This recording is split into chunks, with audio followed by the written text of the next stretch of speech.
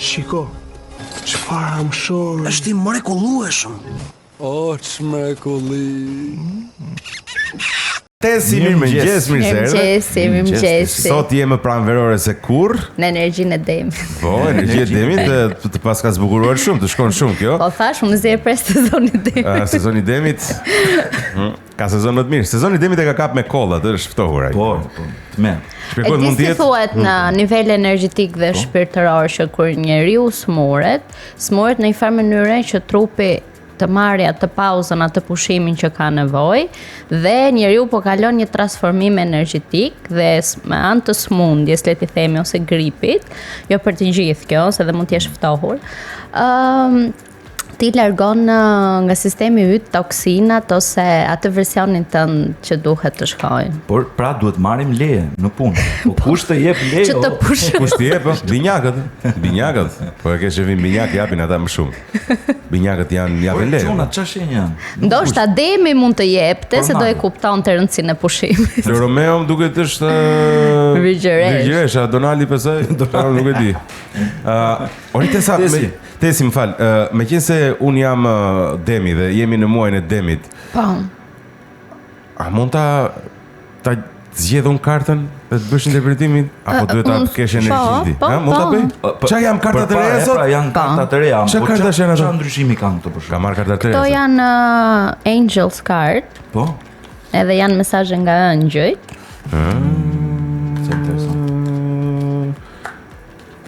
Tani ti përzje, unë dhe zjedh. Po, përzje ti edhe zjedh unë. Sa dogla janë ta? Për duart e mia dogla janë fiks. Po. Pa, desa mi është Murlan në Texas. Po çfarë? E di që s'kam provuar ndonjëherë. Ke duar dërpur me... Po nuk nëse fitone. Po fiton gjithmonë. Një duhet zjedh.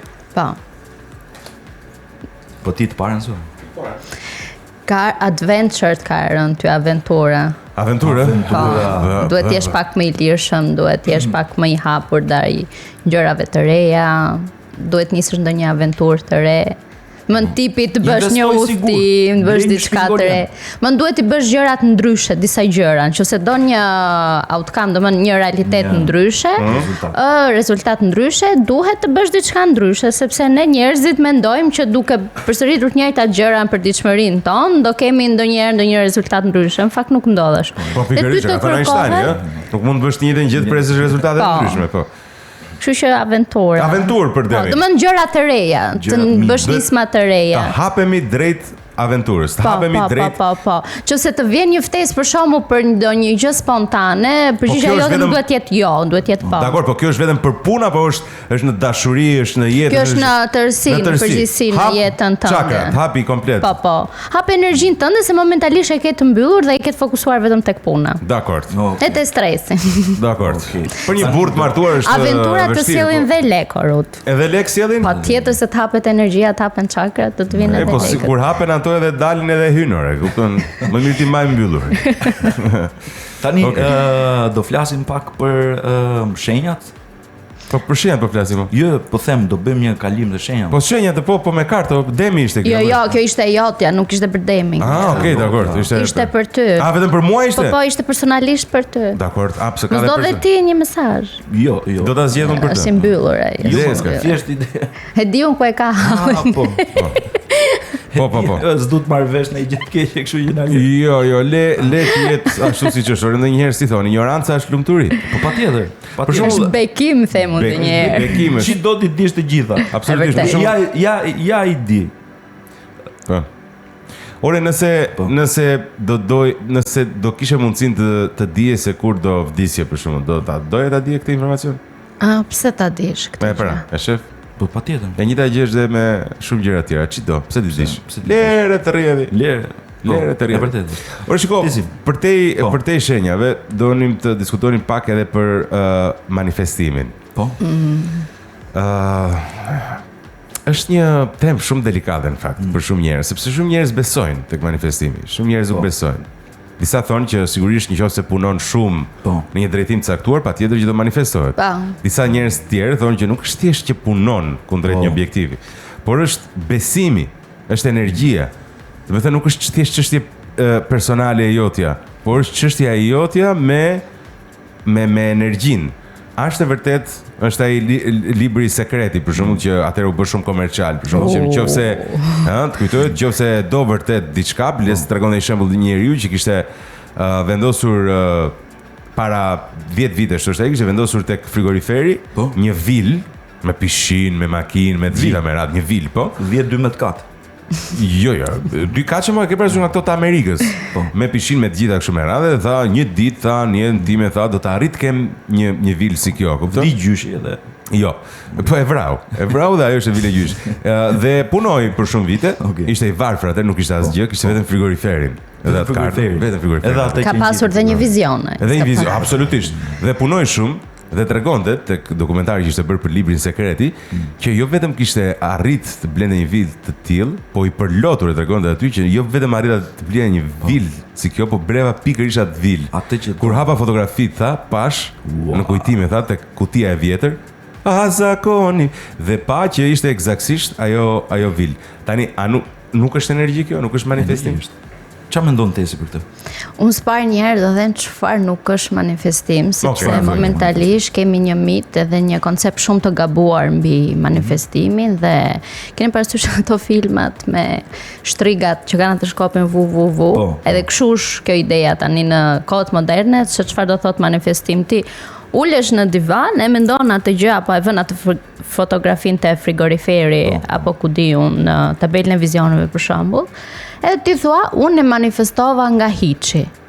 Si u manifestova nga gjërat nga hiçi? Sepse çfarë do thot manifestim? Domethënë, edhe tek ai filmi, ai shkopi i shtrigave ka një simbol, për njerëzit nuk e kuptojnë kush është simboli i shkopit. Simboli është ridrejtimi i energjisë, ridrejtimi i fokusit tënd, i veprimeve të tua dhe bashkimi të gjitha këtyreve bashkë, si patjetër dhe besimin e mes. Çfarë do thot manifestosh? Manifestosh do thot që ti të bashkëpunosh dhe të bashkëveprosh me jetën tënde, me veten tënde më të lartë, me veten tënde hyjnore, të bashkëpunosh me universin apo me Zotin, apo me çfarë do që mund ta quaj dikush, apo me energjinë apo me koshiencën e lartë. Pra nuk do të thotë që ty të vjen diçka nga jashtë, nga hiçi. Po është një bashkëpunim i botës tënde të brendshme me botën e jashtme. Pra ka një harmoni, ka një lidhje, ka nga pika A te pika B, ka një vi të drejtë aty. Nuk është se vjen diçka nga hiçi. Ti duhet kesh patjetër, për shembull janë një mënyrë e mirë për të manifestuar. Unë kam marrë një blok bosh. Për shembull është me radha gjëja parë një herë që duhet të bëni për të manifestuar, duhet keni një herë qartësi dhe për këtë mund t'ju ndihmoj një kristal. Nuk e kam marrë me kot këtë. Kjo është një clear quartz. Ky me qira Allafi, ky është nga Kosova, e përshëndesin Kosovën, ai ka marrë në Prishtinë. Domethënë është nga trevat tona, jo. Ashtu? Se kemi në kristale tilla? Po, kemi edhe në Shqipëri dhe në Kosovë. Dhe ky është një clear quartz, një quartz i pastër dhe është shumë i mirë për të manifestuar, është shumë i mirë për të purifikuar dhe pastruar fushën tonë energjetike. Dhe nëse duam të manifestojmë, mund të marrim një si ky kristali, dhe me që duam qartësi në këtë rast, dhe të meditojmë me këtë, dhe gjatë meditimit ne supozohet të rënjëzohemi dhe të largojmë ngarkesat, sepse për të manifestuar ti duhet të largosh stresin, duhet të largosh ngarkesat dhe duhet të punosh me veten tënde me çdo frikë, hezitim që ti ke ose me çdo gjë brenda vetes që ty të thotë që ti nuk e arrin dot atë gjë. Dhe kjo në botën shpirtërore quhet shadow work, të bësh punë me anën tënde të errët. Çfarë do thotë bësh punë me anën tënde të errët? Do të thotë që ti punon me atë anë të tua që e di që si ke pika të forta. Se nëse ti thua unë dua të marr X punë, ndërkohë ti s'ke guxim me çu njerëz si vin ose s'ke guxim me marr ndonjë dije më tepër për të mësuar më tepër, të bërë më i mirë në atë fushë. Kështu që i bie që energjetikisht ti nuk e do atë gjë. Po ti pret të shfaqet ty nga hiçi. Pra ti bëhesh i qartë se çfarë do, dhe në momentin që ti bëhesh i qartë, merr një blok edhe nis shkruan. Dhe do shkruash në të tashmen. Po kur ta shkruash, Jo me ndërru dhe me shkrujt për inatit se filan fisteku e ka arrit atë, ti do me i tregu tani se e kemi pak si energji këtë. Do ta bësh gjën për inatit tjetrit. Nuk funksionon kështu manifestimi. Se do manifestosh në një gjë që s'pëlqen pastaj. Sepse ti energjin nuk e gënjen dot. Energjia aty të sjell sa më saktë ti manifeston atë që ti ndjen dhe atë që ti mendon se meriton. Dhe nëse ti je tërë kohës në zili gjëra që kesh zili të tjerë do manifestosh, nuk do manifestosh gjëra që të kenë të tjerë ty zili. Kështu që ti fillon shkrua në të tashmen dhe kur të shkruash në tashmen, ndaç mund të shkruash me pika, ndaç në një mënyrë sikur ti po tregon, për shembull forma ime që sugjeroj më shumë është që të marrësh të shkruash një ditë të ardhmen tënde, po ta shkruash nga mëngjesi deri në darkë, si zgjohesh me detajet e dhomës tënde, shtëpisë, si ndihesh, çfarë ke veshur, dhe të zhytesh të rësish në atë frekuencë, në atë energji ose më saktë të zhytesh në të ardhmen e versionit tënd që ti aspiron apo pretendon të manifestosh, domethënë që të manifestosh duhet të kërcesh ti një herë së pari tek ajo energjia, të notosh me atë energji, të bëhesh njësh, ta ndjesh që e meriton dhe pastaj zbresësh me këmbë në tokë, ta shkruash dhe kur ta shkruash nuk do rish ta lexosh 100 herë thosh, kur të bëhet kjo? Pse s'u bë kjo? Po si do bëhet? Gjitha këto pyetje energjetikisht thonë që ti nuk beson. Rreth parte vetja jote nuk beson as te Zoti as te universi dhe nuk beson se ndonjëherë kushtet do përputhen në atë mënyrë që ti ta manifestosh, ta materializosh këtë ëndër tënde. Tani, nuk mjafton vetëm të shkruajmë, se mund të shkruajmë të gjitha këto dhe mund t'i kemi ndjerë ato momente që i kemi merituar. Kur vjen e nesërmja, masi i kemi shkruar, qëse ne vazhdojmë, ecim prap në rrugën e vjetër, atë do gjenerojmë përsëri. Pra ne duhet të shkruajmë këtu, edhe me realitetin të thua, ma mungon 1, 2, 3, 4, 5 gjëra. Çfarë duhet të bëj unë për të arritur këto gjëra? Çfarë mund të bëj unë çdo ditë nga një hap të vogël që pas një viti unë të jem në këtë realitet?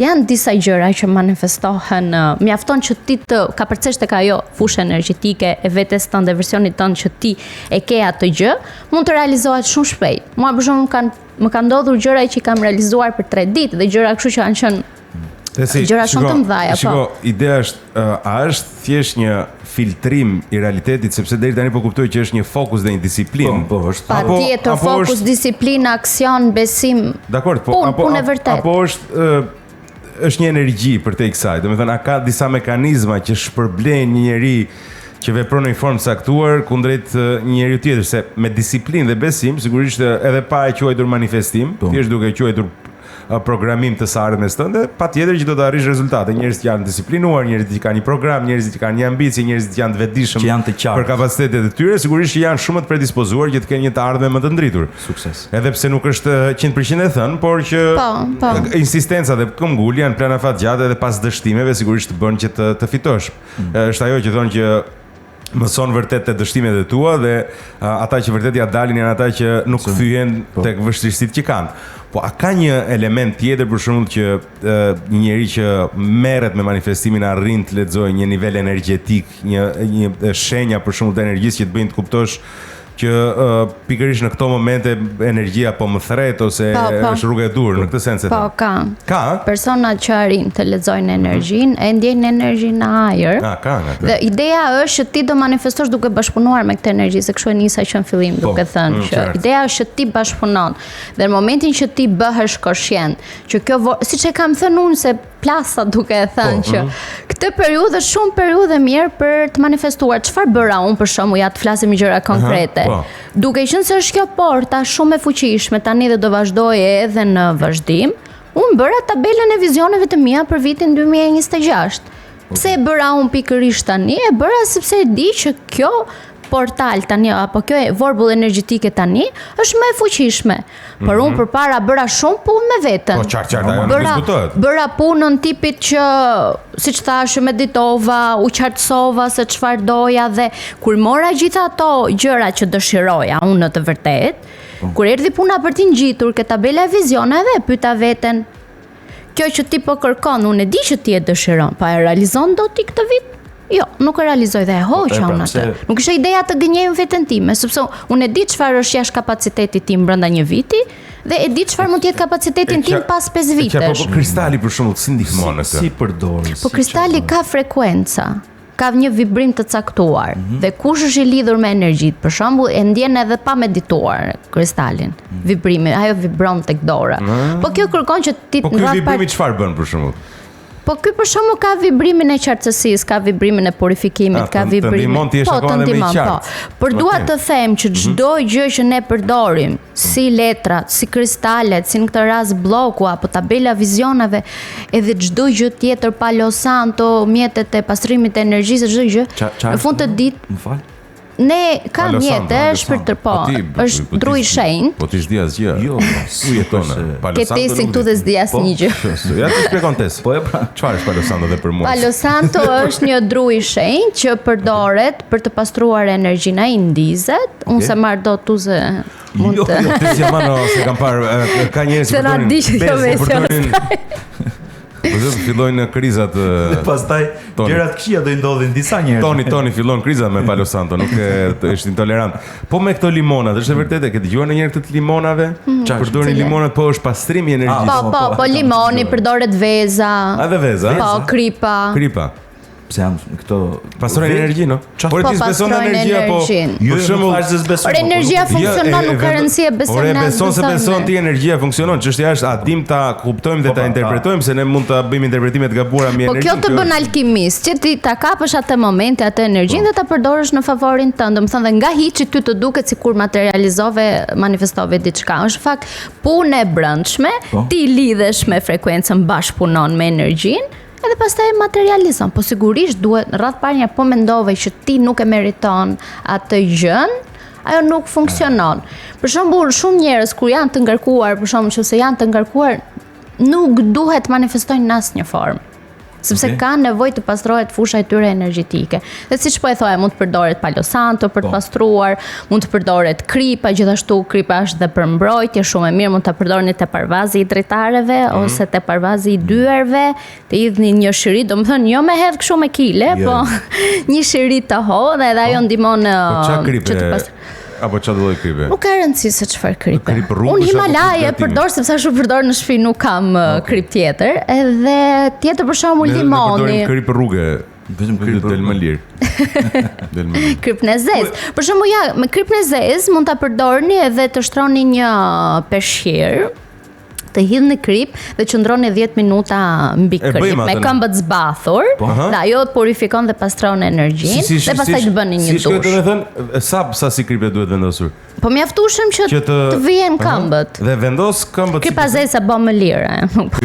Okej, krip zezë, ngjitesh zbathur aty. Po, ngjitesh zbathur e dorish paktën 10 minuta në këmbë dhe kripa është pastrues shumë i mirë, por gjithashtu është edhe mbrojtës. Ne me qepe kripe kemi bërë atë. Qepe krip është kur vritesh gazeto. Po kotësisht ajo, ke parë si bën ajo, si e nxjerr ajo. Si kot më zotë. Por se fizioterapistët modern thoshin për këtë qepe kripën që nuk ka asnjë lloj efekti e tjera me radhë. Do t'i kanë dalë ca studime tani se. Po ka më efekt se s'ka. Po si s'ka. Më shumë kanë shpëtuar hundën kur isha e vogël. Me qepe krip. Po ku s'ka shqiptar më. Ti e vendosë qepe kripën në këmbë. Le çfarë thon këta, ne kemi në praktikë, ore populli kanë praktikë. Se del shkenca dhe shkenca vazhdimisht. Por janë dije të lashta këto janë.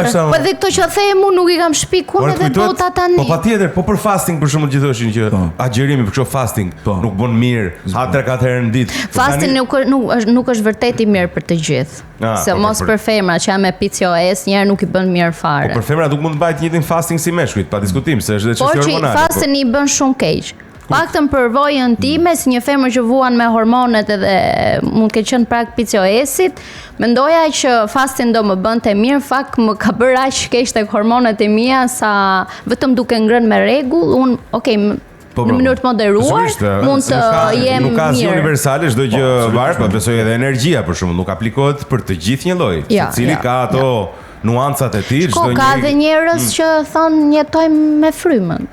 Si me frymë? Si me frymë?